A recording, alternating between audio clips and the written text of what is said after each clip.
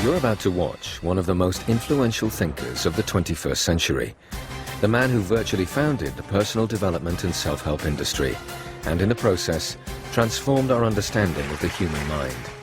His name is Richard Bandler. As the co-creator of neuro-linguistic programming, or NLP, he's improved the lives of millions across the world through his seminars and self-help products. His works have been translated into over 20 languages, and his books, CDs and DVDs regularly top the self-help charts.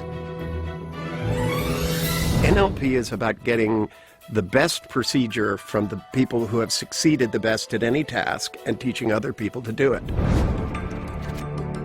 It's about having lessons that tell you how to design the inside of your head just like you would design the inside of a room. Dr. Bandler personally trained to NLP Master Trainer level the internationally acclaimed lifestyle guru Paul McKenna. And motivational powerhouse Anthony Robbins freely acknowledges that NLP has influenced his own work. I think the tools I've created are evolutionary in nature. We've never had a way to think about how we think. Being trained primarily as a physicist taught me to think in terms of how things work in systems. I used to design compiler systems, and that technology of teaching machines to do what humans did got me the idea that we could teach humans to do what other humans did by looking at the process, not the content. Thanks to Dr. Bandler's mind training techniques, therapists, athletes, business people, writers, artists, musicians, teachers, entrepreneurs, negotiators, politicians, and countless others have become more successful and more effective at what they do. NLP has even inspired and been featured in TV hit series. Through NLP, millions have become assured and more self-confident, fostering a positive outlook on life that's freed them to achieve their goals and fulfill their ambitions. And because Richard Bandler teaches others the art and science of excellence, celebrities who excel at what they do are happy to work alongside him. What I do is I teach people to think differently. You think differently, you feel differently, therefore what you can do expands. Whether you want to become a master in communication, reach the pinnacle in your powers of persuasion with techniques that will leave everyone winners, or simply overcome a phobia and gain more confidence, watch now and understand how you can change your life forever with Richard Bandler and NLP.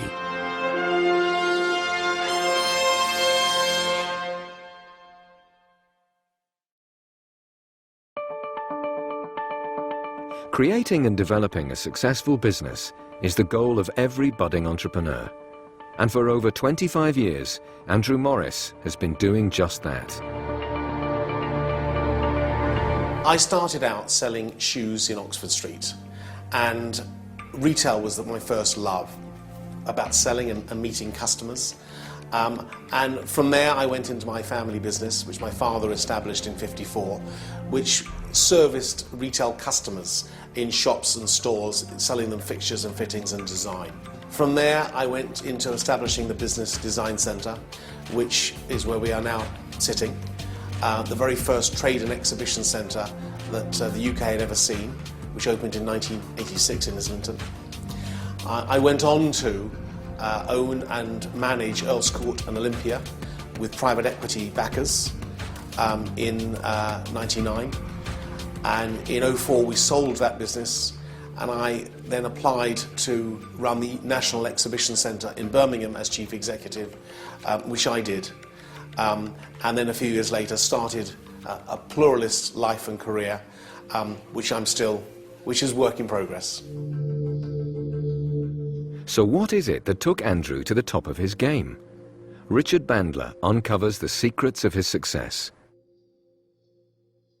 Part of this series, which is about success, is to take people who are successful and to try and see if we can pull some of what makes them geniuses out of their mind.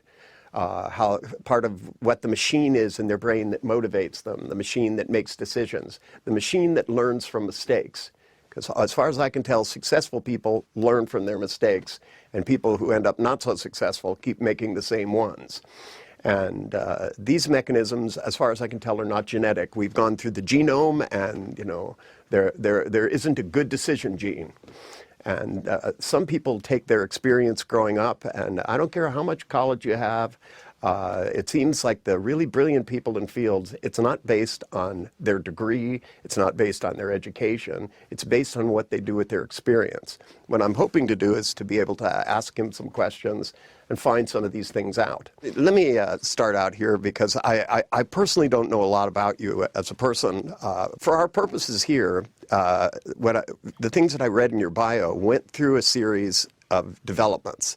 And one of the things is that you didn't just go through college and get an MBA and then go out and get a job as president of a company. That at a certain point in time you dropped out. They said you became involved in retail. They were artfully vague about what that means.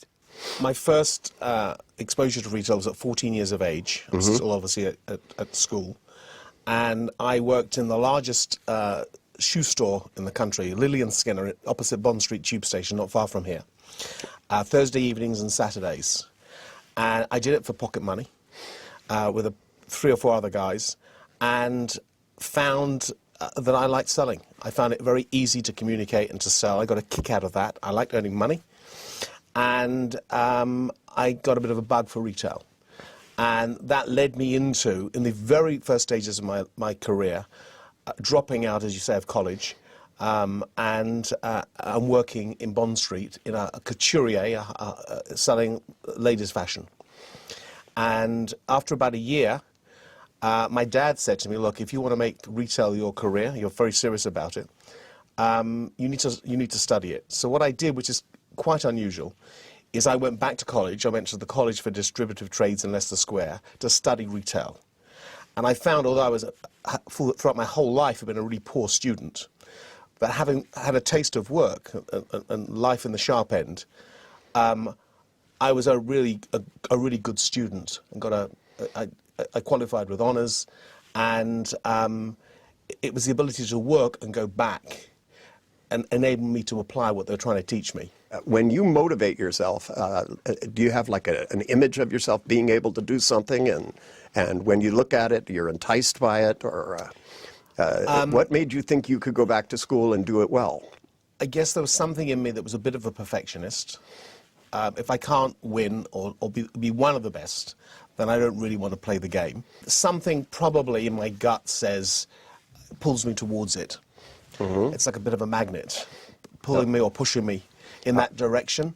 Okay. And it's very difficult to break down and analyze what that is. Well, let me pry a little bit and see if maybe you can, because I think you can. In order to be a perfectionist, you have to have some clear understanding of what to be pulled towards and what to push away from. I'm actually, let me just reframe, I'm a pragmatist. I'll try and use a shortcut to get to where I need to, but I want to do it really well. I don't think that's perfection. I think it's pragmatism. Okay, but you have to have some idea of what well will be, don't you? Okay, and see, you could either base what doing well is off of memories or off of some kind of construction in your mind. And so do you kind of have a vision of what doing well would be, and then you feel attracted towards it? I think I've got a naturally creative mind that will work overtime at visualization. So I like diagrams and pictures, illustrative approach. Okay, so rather than necessarily a narrative one. So instead of seeing a movie of yourself, you have diagrams or animation, or no. Fun enough, the ego in me, yes, will probably create a movie of myself, or a book, or an interview by a well-known celebrity or whatever. So I would actually put myself in a position where I've arrived at whatever that place is in terms of what success looks like, which is around profile and ego. And then I will work out quite logically the steps I need to get there. And I remember at 16 or 14 or 15, walking to school or walking back from school in the dark, doing an interview with myself as if I'm some kind of great hero in the world of commerce and business, and doodling a logo, an ABM logo, which is my initials, and what that would look like in terms of graphics and design, and something that looks solid and confident. You sound like a little bit like not only do you go into the future and step backwards, but again, the devil is in the details. And as you said, you put a lot of details. You got down to the logo, even in your imagination. Whereas some people might go, gosh, I'd like to be a movie star, but they don't back up to all the things you have to do. They don't realize you have to memorize a script, you have to do this, you have to do all these things. You're walking down the dark street as a kid designing logos inside your mind. See, to me, this seems like a powerful structure to begin to teach people how to learn to be a great entrepreneur. Leadership is more of an art than a science. Management is a science. And I think the issue is that leadership, which is really the ability to get people to go where you want them to go, feeling good about it. Everyone's got their own definitions, but mine's sort of around that. Is kind of what I'm trying to do today, is to train people to lead. The word I would use is inspire. Yep. That some leaders inspire and some chase people with a stick. And, being able to inspire people isn't all you need. I know that being from America. You still have to have some of those details. But to me, that, persuasion, which is, as far as I'm concerned, I even wrote a book about persuasion, because I think persuasion can be engineered if you have the skill. But again, it's not just skill, it's also an art form. It's how you apply those skills. I absolutely agree with you. And so let me ask you a question. Can you think of one person you inspired? Okay. Okay. Now, when you met this person, were they inspired? I didn't recognize them. They weren't in my radar because they were fairly distant from me in the organization I'm referring to. And this particular guy came to me and he shared with me for the first time that he felt I had leadership skills that were inspirational. But I had, at that stage of my career, no knowledge of that sort of, that influence or that power. And it was a bit of a wow moment for me. Even though he was distant from you, once he pointed out that you had been inspirational, did you play backwards in your mind and figure out anything about how you had done that? What happened was, he made me recognize what I refer to when I talk about leadership as the power of presence. Is that when you enter a room, the impact you have on other people. And that's kind of subtle stuff, but you don't recognize it yourself. They feel it, but you don't. And after that, this guy whose name was Matt made me aware of my presence in a way that I had not been aware of previously. And as a leader of an organization, I would describe it as like a spotlight following you around the organization the whole time. And the spotlight is everyone's eyes upon you. And I became aware of the responsibility that carries, which up to that point I had no cognizance of at all. Given what you talked about before, my guess is that you would go into the future and start adjusting it so that you became better. Correct. Or, in your case, even the best at being inspirational. I started to kind of fine-tune it, like a camera with a lens, and I'd try and get the picture absolutely clear, so that the power of presence became something that today I'm very, very aware of. Okay. Did you get better at it as a result of that? Yes, I think I did. Okay, because there's strategies which are good to plan. You seems like you used the same one also to learn. That I mean, what happened? It was a rare moment because leaders or people in positions of authority rarely get honest feedback. This guy, because I was going and because he admired what I'd done and perhaps the impact I'd had on him, gave me honest feedback. We don't get much of that. But when I got it, I tried to apply it. what he's talking about is realizing that from the moment you walk in the door and everything that you do, that a light shines on you that's going to be reflected in how inspired and how motivated and the quality of the decisions of the people that work for you. And I think this is something a lot of entrepreneurs make big mistakes about, that they just come in cranky thinking about something else, and they don't realize when they walk across the floor of a factory, they're influencing everybody that's there. And your story resonates with me because years later, my mood is generally fairly up. I'm not a moody guy. I don't lose my temper that much. When I do, you realize there's something really wrong. But generally, my mood is fairly up. And I wasn't aware that I was going through a period where I wasn't down, but I was really in my head, really analysing. And so when I'd come in, your story of walking across the factory floor, when I came into my office, this was at Earl's Court, and I would go through meet the reception people, go up in the lift, come to my office. So I'd meet a dozen people on the way, and it wasn't hi, good morning. It was. And after about 3 or 4 days of this, my finance director came to me and said, "I want to ask you a question. What's the problem?" And I said, "There was no problem." "Are we in trouble?" "No." "Well, what's going on with you?" And essentially what he had seen as the change in mood had alerted the organisation to a potential crisis or problem that I was not sharing. And again, it's back to that power of presence, that I hadn't noticed that my mood, which was subtly just a few degrees down, that was all it was, they had picked up on big time. And after that, I made damn sure that I kept that outwardly, the projection of positivity, of just being kind of the Andrew that they knew, because they relied on my consistency of the way I operated in order to keep them feeling confident. Yeah, most people don't calibrate internally. I think it's the job of an executive. Somebody like you has to be self-initiated. You have to have that target of where you're going and feel drawn toward and motivated. But most people that come in are calibrating off of the people around them. And most people, like I just recently had a group of 15 people, and I was asking what they wanted, and they kept saying, "I want to be more confident." And I kept saying, "How would you know when to be confident?" And they'd go, "When my dad approves of me, when my boss approves of me, if my friends approved of me, if people approved of me." And you could look at that as a lacking in people, or you can just realize that for a lot of people, they get their feedback from the outside. The extreme example is if this had gone further and they started telling people outside of Earl's Court, and the next thing you know, your stock is dropping. Yeah. And certainly when you're in a position of authority, you have to decide that everything you do influences everyone. Why don't we take a break and let them ask a few questions? Okay. What do you think? Would you consider yourself to be successful, or is it still something that you project into the future and that image constantly changes as you achieve your goals? I wouldn't term myself successful, no, because around me there are many people that I would put in that category. I feel, I wouldn't say a constant feeling of insecurity, but the insecurity is around the ability to continue to do good work and to build.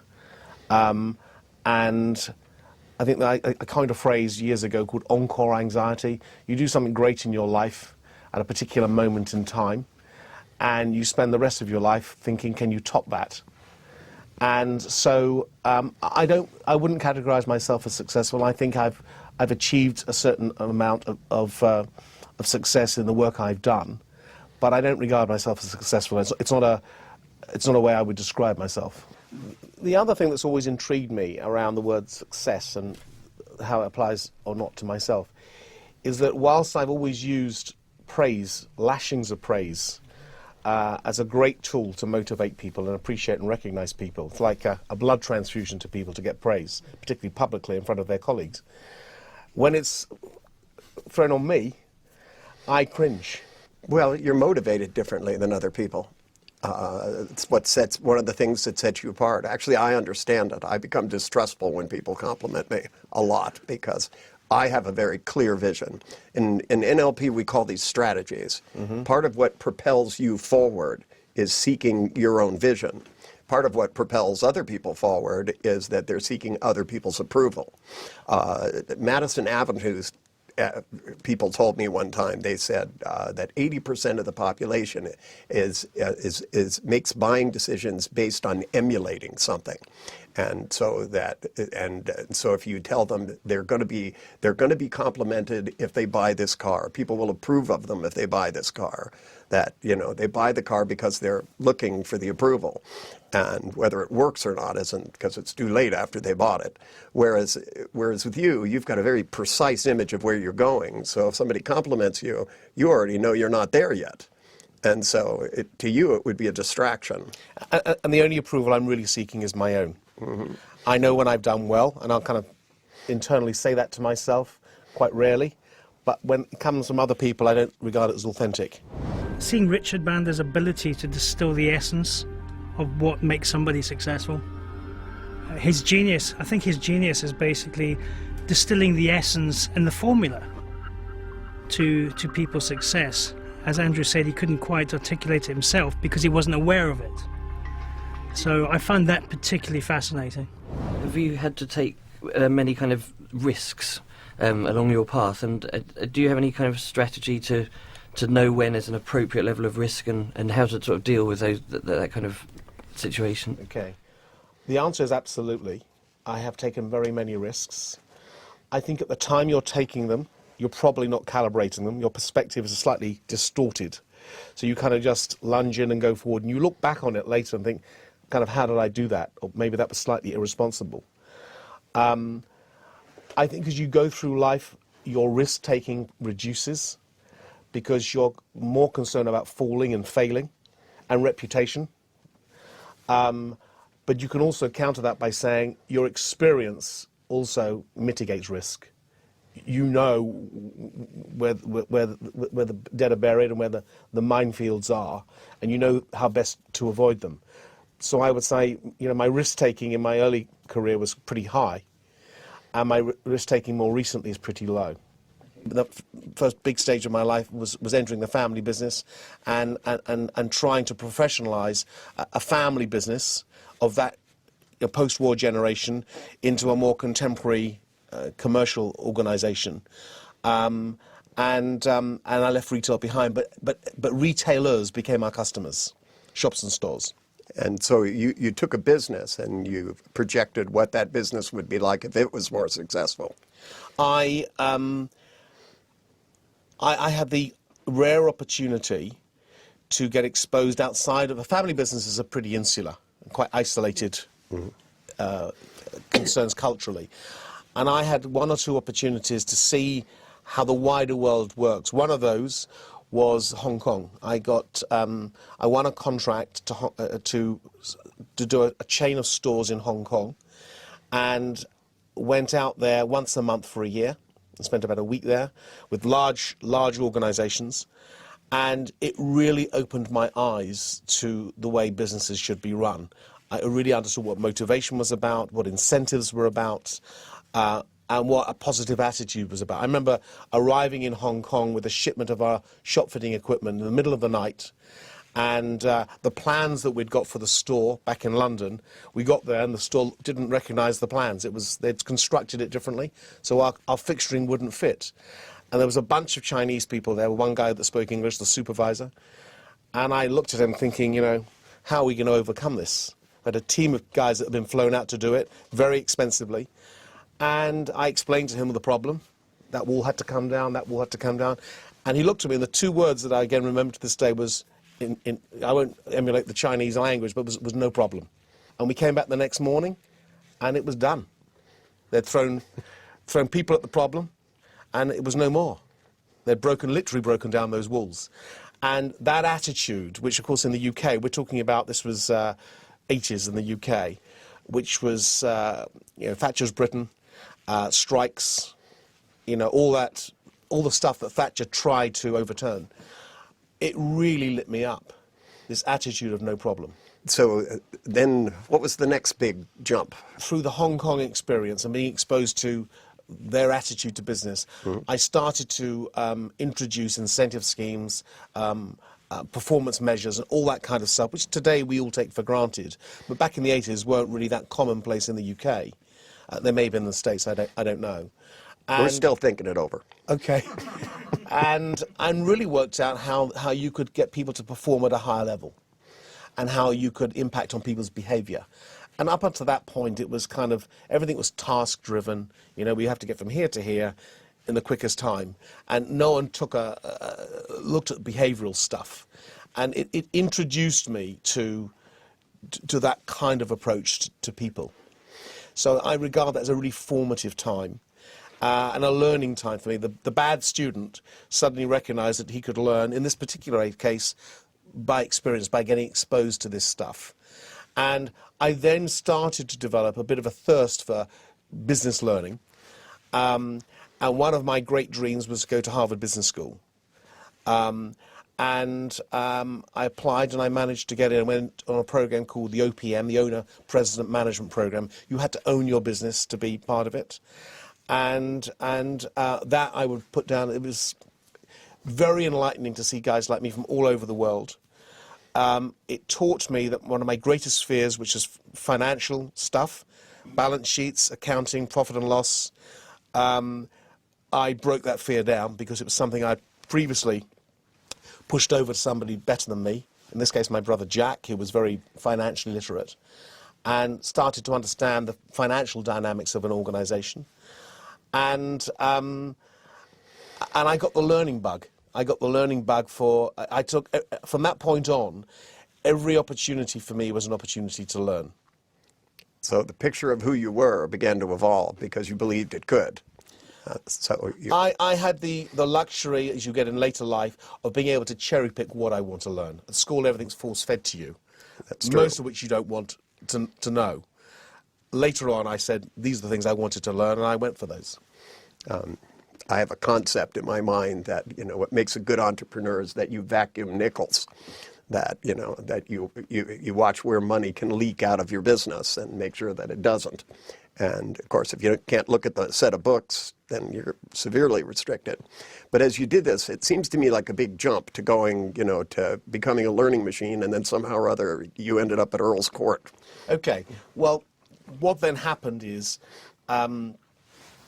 we opened a very innovative building in Islington in '86 called the Business Design Centre, an old 18th century livestock building called the Royal Agricultural Hall. And I was put in during a very cold winter. I remember working in a porter cabin in the freezing cold, trying to convince people to take space there, showroom space, because it was a trademark for design, and to sell exhibition space to companies that wanted to put on shows there. And so I started doing that, and we ended up making a really big success. It was the first from a small family business into an enterprise that had a big brand name, was highly innovative and incredibly successful. And suddenly I was exposed to media and interviews like this and many others, and went to my head a bit, I have to be honest. I thought I was a superstar because suddenly, it was a lot of attention. But the business went really well. And I then came across the Academy for Chief Executives and became a member, organisation which today I now own and run, 25 years later, and found that it taught me the soft skills. I had good commercial skills. I knew how to make a buck, but I didn't really know how to motivate people. And what the Academy taught me was the more subtle skills of how you really mobilize people. And then I recognized that if I could build a great team around me, my desk would be clear, my head would be clear to think the strategy forward and look at vision. And so my next stage in my life was really around building great teams. And right up until the present day, that's what I continue to do. I am a big picture guy. I like the detail. I like a certain obsessive detail like graphics and design, which I talked about earlier. But generally speaking, I look at the big picture, the big building blocks to take us from here to there, and how we can deliver that through putting around me great people. And I'm very proud of the fact that in all my moves of career, I've left behind me very good succession. The businesses didn't miss a beat in me leaving because I put in place good people, and particularly one good person in every case, where I'd kind of hand them the keys and I would move on. And I think there are some CEOs who love to see businesses they leave fail. The next guy didn't quite do it the way I did it. My personal fulfillment is seeing them thrive after I've left. And in every case I've managed to achieve that. It's because of succession planning. In NLP terminology, when we talk about strategies, that your ability to adjust your strategy from being a good salesman to being a good persuader to being able to change your goal of what you would be, and even the fact that part of your plan includes that a business would survive, that you'd have it in top. And I mean, your picture has gotten bigger and bigger as time has gone along. That, if you only go as far as seeing yourself run a business, right? And you don't think about what happens afterwards after you sell it or pass it on or incorporate it or whatever it takes. When the plan ends, of course, it just goes into limbo. And, if you trust that the next person come along has the same kind of vision that you do without training them to do it, wouldn't be there. So in essence, you're kind of a mini neurolinguistic programmer. Not only did you develop great mental skills, you're installing them in the people you leave behind, or at least selecting people with similar planning skills to you so that these businesses survive. Planning is, even, again, back to my musing with myself at 14 and 15 about my life and my career, I'd always planned my life in kind of 5 or 10 year tranches. I'd worked out at 20 where I would be, where I'd be at 30, where I'd be at 40, and so forth. And I'd always had loosely, not a plan, but a vision of where I would be at the end of that decade. And I found it really useful just kind of to move towards that and hopefully try and exceed it if I was able to. But I've always been a kind of long-term planner. You guys have any other questions? I find it very interesting that Andrew had this forward projection of where he wanted to be at these intervals in his life, which is really great. And many people may have, and he planned towards that. And many people planned from that. He didn't plan towards it. He planned from it. Planned. Those are different. He went into the future and said, this is where he wanted to be, Yeah. and then methodically moved backwards. The story you've been hearing is of a man who has constantly improved his lot in life and taken advantage of every opportunity, whether it was from his family, from here, or from there. A lot of entrepreneurs, if they were successful and came across an organization where they were training CEOs, would have gone and just walked right by it and go, I already know how to run a business. He went in and found out that he could inspire people better. And, it's that craving, that the hunger to be better at what you do, to fulfill that vision. It's, a lot of people could see themselves being successful, but they don't back up and say, what am I going to have to do to get there? So how would you, from a strategic point of view, get someone from actually having all the desire, but not being able to plan or make the steps or have the actual resilience to go through the low times, to, not be put off by the fact that they've taken a risk, it's rebounded badly on them, that they stay on track? I don't care who you are, there's going to be things that don't work as well as others. It's not that every step is going to be success. Yeah. But you see, you have to have that thing like a homing pigeon does. The wind blows you off course and you just keep going back. Because, it doesn't say there, his target doesn't say that it won't be hard to get there. It doesn't say there won't be ups and downs and that won't be mistakes. I mean, the difference between an intelligent person and a stupid person is that they learn from the mistakes. If you make a mistake and you get a bad feeling and you just keep spinning it in your body, that's a really poor strategy for success. It's a great strategy, to not get things done. But, if you get a bad feeling, you have to spin it the other way and go back and look at the picture and then make new steps about how to get there. Remember, he didn't just pick steps that he thought would work. He's looking for the most pragmatic way to get there, which means if something's not working, he's going to adjust those steps. Yeah. It's not like this plan stays intact. This is a self-adjusting plan at all times. He constantly goes back to the goal and steps backwards. And if he steps in a hole, then he's going to go back and find a quicker way to get there. It's not just about having a plan and following it blindly. That's not what this man is describing to us. And he's a good example of what should be taught at the school he's running, about what makes a good entrepreneur. Even when an employee walked up and said something that he did that was important to him, his ears opened up and went, man, this is important. It struck him, and as soon as it did, it became incorporated in the bigger picture of how he would treat everybody. If this little bit of success can be multiplied, so can a little bit of failure. It's a question of, as he says, where you shine the spotlight on. See, NLP is about taking the best of what people do. If we can take the best of his learning strategy and adopt part of it, it'll make all of us better people. But you see, if that picture isn't enticing enough that you really feel driven and drawn towards it, then you need to adjust the picture till it is, until you can see yourself and really feel drawn towards it. If we learn nothing else from NLP and from this man right here, Andrew, we should learn that. We should learn the Andrew propulsion system, because that will take us all, and no matter what your business is, whether it's making shoes or selling hot dogs, that this isn't about the content of his life, it's about the structure of his mind, The way he's thinking about this works, and it's worked in multiple businesses and multiple situations. It worked with small numbers and is working with humongous numbers now. And that's the lesson you can get from it. Today was great because I actually saw two successful people, tell their stories in a way.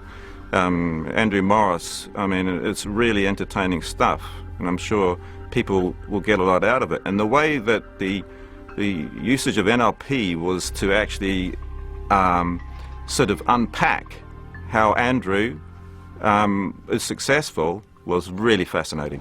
Because you've talked about having a very clear vision and a very strong vision, and if you've experienced doubt about that vision and what resources you would have drawn on to overcome that doubt and to evaluate whether it's an internal doubt or whether it is actually something to be taken account for. And in that question, if I can squeeze in as well, if you've had doubts in relation to having too many options. I have constant doubts about the journey, the route, but not the destination. I spend a lot of time at the outset visualizing that destination as we've talked about and putting color on that and almost expressing how it feels when I get there.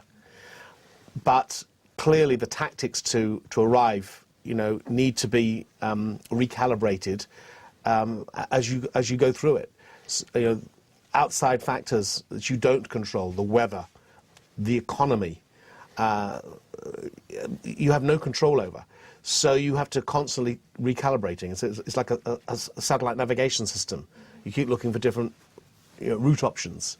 So it's always about bobbing and weaving to get there, but not if you spend enough time on visualizing the destination and why you want to go there and what that looks like and feels like, then it's just an issue of how you can actually get there. The doubt is around the tactics to get there, not where you want to arrive.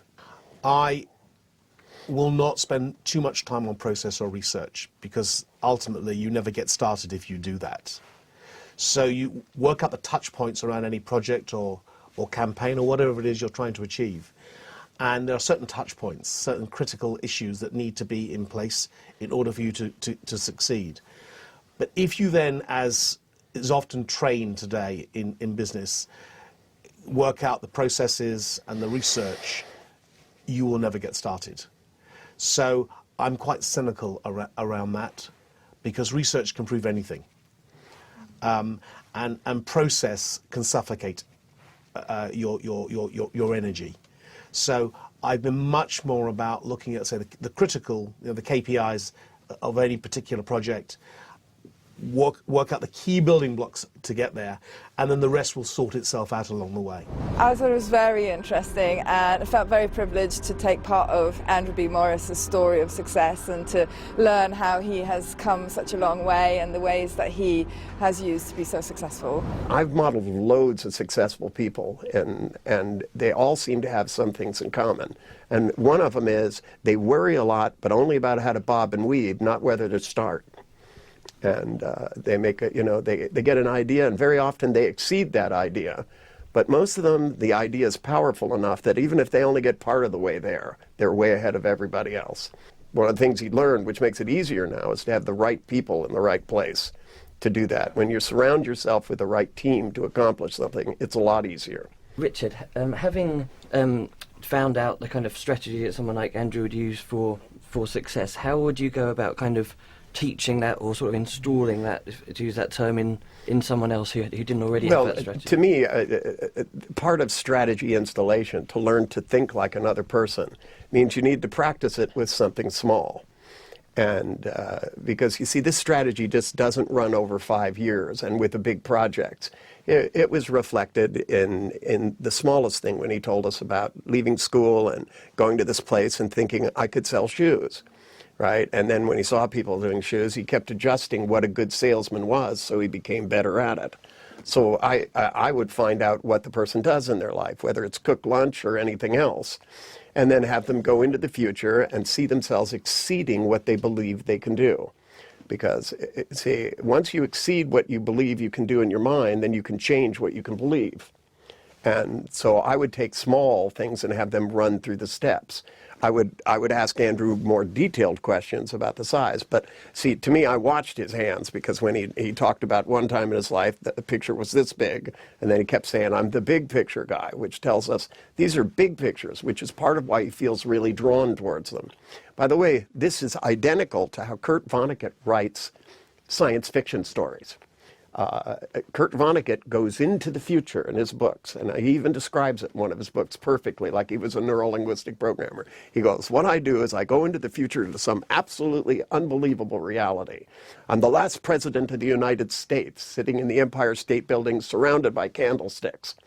And then what he does is he jumps to the beginning of the story, which is now, and writes something that logically leads to it. And you see, if what you don't believe you can do, you simply imagine it till you desire it, and then back up logically to where you are, it starts to tell you what the steps are.